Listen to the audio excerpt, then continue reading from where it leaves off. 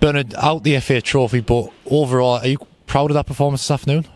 It's hard to say you're proud when you've been beat, but I think the thing for myself and John O'Nackers were to have a gauge of where we're at, how far off we are than them in terms of fitness level, the full time.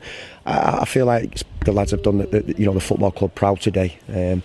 I wish we could be speaking, being beat 2-0 with no excuses, but I feel like, again, you've got to look at the referee, why he sent James Curtis off. The result that the player and the injury that he's got is awful. We don't wish that upon anybody.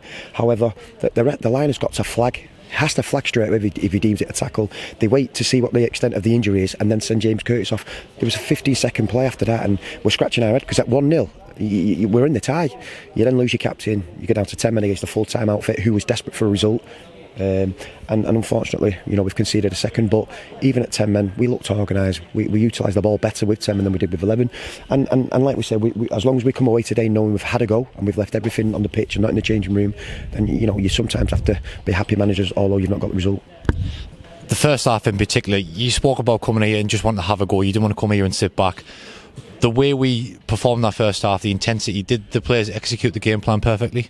Yeah, as managers, we've worked on shape, we've worked on the ugly stuff, the boring stuff, which the players get frustrated with. They just want to, get the ball out and take shots to do that. Whereas, we worked 4 hours on shape and what it looks like coming to Dagenham on a Saturday. We've not overthinked it in any way, shape or form. We've just looked at a back three, which, our previous back three, we got beat away at Blythe. But we believe that the players have took the information on board. I think we've applied ourselves 100%, brilliant. I think out of possession, we look so organised. We look like the full-time outfit without the ball. The information that the players was passing on, the way we moved with the ball as a whole was very good. They clearly found it hard to break us down, and that, on the 44th minute, was it Joe Tate?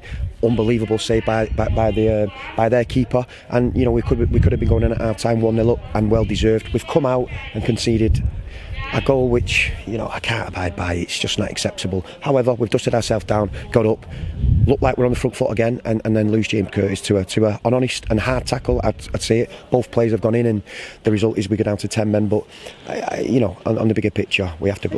Moving forward, we look a side that is going to be hard to beat. Hopefully. You spoke first about getting a gauge of where we're at compared to the kind of the sides above us. Where do you think we're at in terms of that after that? Well, I can only go off what I've seen today. You're only as good as your last game, and that's a 2-0 defeat away from at Dagenham, which is the obvious. It's a cup game. I think for the bigger picture for us is that you're looking at your next game. It weren't just about this game, the shape. We're looking at what we want to be and can we nail that down. And I feel like we look hard to break down physically. We matched them. As a unit, they didn't play through us. They tried to play around us. They weren't successful with that, and we limited them to virtually nothing first half. Second half, it's different, isn't it? They score straight from half time. Their tails are up. It's how we reacted to that goal, which we didn't go in, we hit them head on again. We made a substitution. We went 2 up top, and I just feel like, again, I'll keep going back to that big decision, which you don't want to make any excuses, but you have to make an excuse that should we have gone down to 10 men? Never in a million years. I think the final word should go to the fans. 164 Spinning fans travelled down today. I'm sure they've all had a fantastic day. Some will stay down for the weekend. Just a message for them. Unbelievable. Again, the expense it costs them, time off work. It's a couple of £100 minimum, and you think the 160 have come down.